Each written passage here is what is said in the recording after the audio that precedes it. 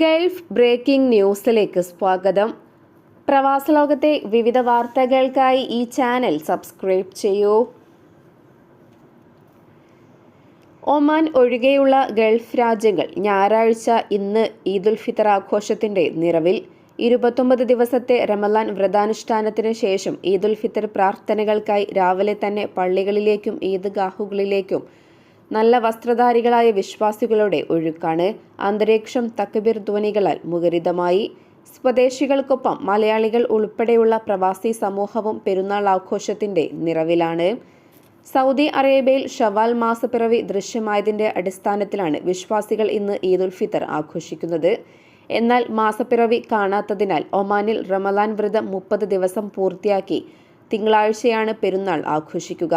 പുണ്യകേന്ദ്രങ്ങളായ മക്കയിലെയും മദീനയിലെയും പള്ളികളിൽ ഈദുൽ ഫിത്തർ നമസ്കാരത്തിനായി വിപുലമായ ഒരുക്കങ്ങളാണ് ഏർപ്പെടുത്തിയിരിക്കുന്നത്. രാവിലെ 6:08 മക്കയിലെ മസ്ജിദുൽ ഹറമിൽ പെരുന്നാൾ പ്രാർത്ഥന ഉണ്ടായിരുന്നത്. മക്ക പള്ളിയിലെ ഈദ് പ്രാർത്ഥനകൾക്ക് ഇരുഹറം കാര്യ വിഭാഗം മേധാവി ഡോക്ടർ അബ്ദുറഹ്മാൻ സുദൈസാണ് നേതൃത്വം നൽകിയത്. മദീനയിലും ഇതേ സമയത്തായിരുന്നു ഈദ് പ്രാർത്ഥന.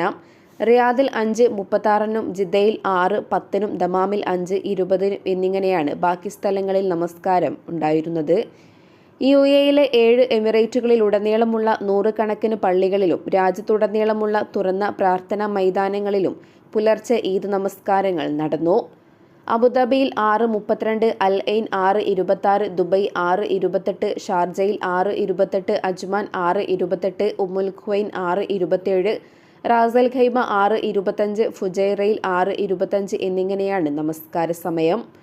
കുവൈറ്റിൽ വെള്ളിയാഴ്ച ജുമുഅ പ്രാർത്ഥന പള്ളികൾക്ക് പുറമെ പൊതു സ്ക്വയറുകൾ, യുവജന കേന്ദ്രങ്ങൾ, സ്പോർട്സ് മൈതാനങ്ങൾ എന്നിവയുൾപ്പെടെ 57 സ്ഥലങ്ങൾ ഈദ് പ്രാർത്ഥനകൾക്കായി ഔഖഫ് മതകാര്യ മന്ത്രാലയം സൗകര്യങ്ങൾ ഒരുക്കിയിട്ടുണ്ട്. രാവിലെ 5:56 പ്രാർത്ഥനാ സമയം. ബഹ്റൈനിൽ ഔദ്യോഗിക പള്ളികളിലും നിയുക്ത പ്രാർത്ഥനാ സ്ഥലങ്ങളിലും രാവിലെ 5:50 ഈദ് പ്രാർത്ഥനകൾ നടന്നു.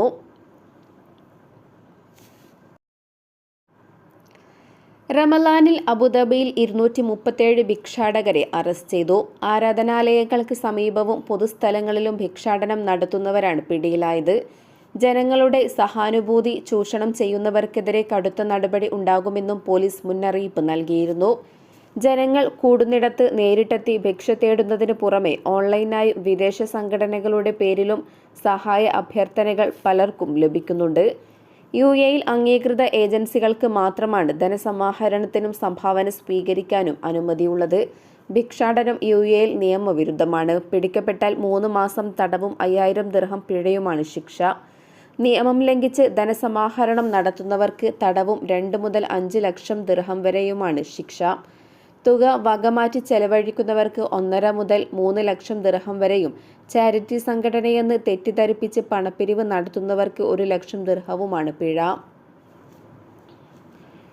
ഒമാനിൽ സർക്കാർ സ്വകാര്യ മേഖലയിൽ പൊതു അവധി ദിവസങ്ങൾ ആരംഭിച്ചു. ഇന്നലെ മുതലാണ് തൊഴിൽ മന്ത്രാലയം പ്രഖ്യാപിച്ച പ്രകാരം ഔദ്യോഗിക അവധി ദിവസം തുടങ്ങിയത്. പെരുന്നാൾ മാർച്ച് 31 തിങ്കളാഴ്ചയായാൽ ഏപ്രിൽ 3 വ്യാഴം വരെ അവധിയായിരിക്കുമെന്ന് മന്ത്രാലയം നേരത്തെ അറിയിച്ചിരുന്നു. ഇതുപ്രകാരം വരുന്ന വാരാന്ത്യം ഉൾപ്പെടെ തുടർച്ചയായ 9 ദിവസം ഒഴിവ് ലഭിക്കും. ഏപ്രിൽ 6 പ്രവൃത്തി ദിവസം പുനരാരംഭിക്കുന്നത്. സലാലയിലുണ്ടായ വാഹനാപകടത്തിൽ മലപ്പുറം കുറ്റിപ്പുറം സ്വദേശി നൌഫൽ മരണപ്പെട്ടു. സ്വകാര്യ കമ്പനിയിൽ ഹെവി ഡ്രൈവറായ നൌഫൽ തുമ്പ്രൈത്തിൽ നിന്നും സലാലയിലേക്ക് വരവെയാണ് അപകടം. മറ്റൊരു ഡ്രൈവറാണ് വാഹനം ഓടിച്ചിരുന്നത്. കുത്തനെയുള്ള ഇറക്കത്തിൽ ബ്രേക്ക് നഷ്ടപ്പെട്ടതിനെ തുടർന്നാണ് വാഹനം അപകടത്തിൽപ്പെട്ടത്. വാഹനത്തിന്റെ ടയറിനടിയിൽപ്പെട്ട നൌഫൽ തൽക്ഷണം മരണപ്പെട്ടു. റോയൽ ഒമാൻ പോലീസ് സ്ഥലത്തെത്തി മേൽ നടപടികൾ സ്വീകരിച്ചു. മൃതദേഹം സുൽത്താൻ ഖാബൂസ് ആശുപത്രിയിൽ സൂക്ഷിച്ചിരിക്കുകയാണ്. നൌഫൽ സലാലയിലെത്തിയിട്ട് 1 വർഷമായി. നേരത്തെ ദുബൈയിൽ പ്രവാസിയായിരുന്നു. നിയമ നടപടികൾ പൂർത്തീകരിച്ച് മൃതദേഹം സലാലയിൽ ഖബറടക്കുമെന്ന് ബന്ധപ്പെട്ടവർ അറിയിച്ചു.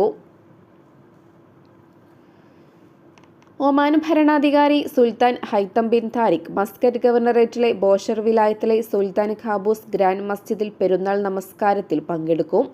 ദീവാൻ ഓഫ് റോയൽ കോർട്ടാണ് ഇക്കാര്യം അറിയിച്ചത്. സുൽത്താന്റെ സായുധ സേനയുടെ കമാൻഡർമാർ, റോയൽ ഒമാൻ പോലീസ്, മറ്റ് സുരക്ഷാ ഏജൻസികൾ, ഒമാൻ സ്റ്റേറ്റ് കൗൺസിൽ, ഷൂറ കൗൺസിൽ അംഗങ്ങൾ തുടങ്ങി നിരവധി പ്രമുഖർ സുൽത്താൻ ഖാബൂസ് ഗ്രാൻഡ് മസ്ജിദിൽ പ്രാർത്ഥനയിൽ പങ്കെടുക്കുമെന്നും പ്രസ്താവനയിൽ വ്യക്തമാക്കി. തെക്കൻ ബാത്തിന ഗവർണറേറ്റിലെ റുസ്താഖ് വിലായത്തിൽ പെരുന്നാളിനോടനുബന്ധിച്ച് നടന്ന പരമ്പരാഗത ചന്തയിൽ 980 റിയാലാണ് പശുവിന് ലേലത്തിൽ ലഭിച്ചത്. വിവിധ തരം കന്നുകാലികൾ, പ്രാദേശിക വിഭവങ്ങൾ, പരമ്പരാഗത വസ്തുക്കൾ എന്നിവയുടെ വലിയ ശേഖരമാണ് ചന്തയിൽ വിൽപ്പനയ്ക്കെത്തിയിരുന്നത്. കന്നുകാലി ലേലത്തിൽ പശുവിന് ലഭിച്ച ഏറ്റവും ഉയർന്ന തുകയാണ് 980 റിയാൽ. 400 റിയാൽ മുതലാണ് പശുക്കളെ വിളിച്ചു തുടങ്ങിയത്.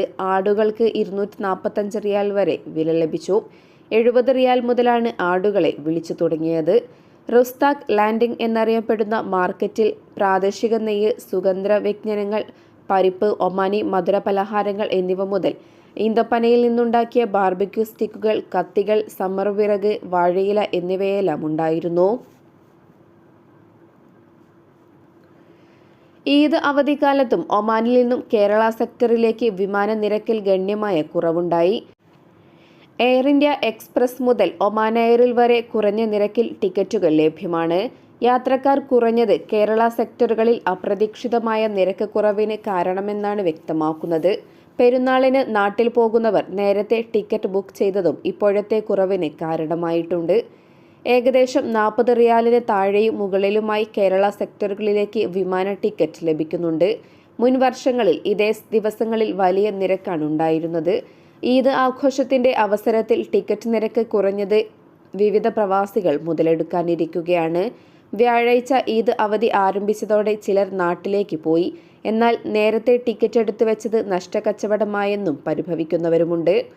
അതേസമയം ടിക്കറ്റ് നിരക്ക് കുറവാണെങ്കിലും മുൻകാലങ്ങളെ അപേക്ഷിച്ച് ഇത്തവണ പെരുന്നാളിന് നാട്ടിലേക്ക് ടിക്കറ്റ് എടുത്തവർ കുറവാണെന്ന് ട്രാവൽ രംഗത്തുള്ളവർ പറയുന്നു. സ്കൂളിൽ പുതിയ അധ്യയന വർഷം ആരംഭിക്കാനിരിക്കുന്നതും ഒരു കാരണമാണ്. കേരളത്തിൽ കനത്ത ചൂടായതിനാൽ യാത്ര ഒഴിവാക്കുന്നവരും കുറവല്ല. സ്കൂൾ അവധിക്കാലത്ത് നാട്ടിലേക്ക് പോകാൻ കാത്തിരിക്കുകയാണ് ധാരാളം പേർ. ജൂൺ, ജൂലൈ മാസത്തിലെ ഉയർന്ന നിരക്കും ഇവർക്ക് മുന്നിൽ പ്രതിസന്ധിയായുണ്ട്.